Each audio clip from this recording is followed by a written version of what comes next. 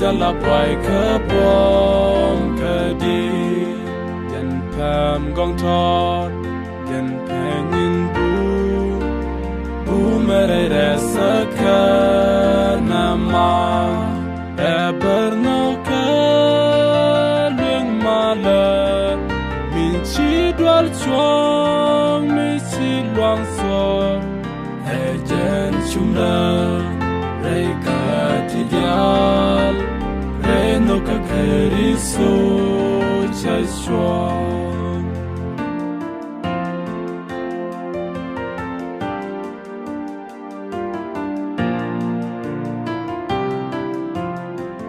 Rekeriso kara meji point ankan siang kwas kagan misa la lwa jen muin no ka kana siang chung ni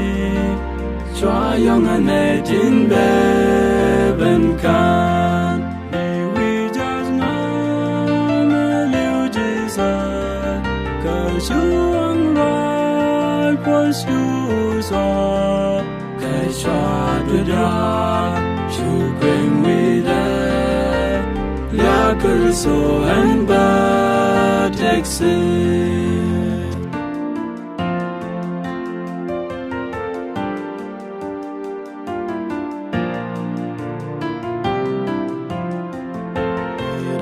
Koka chua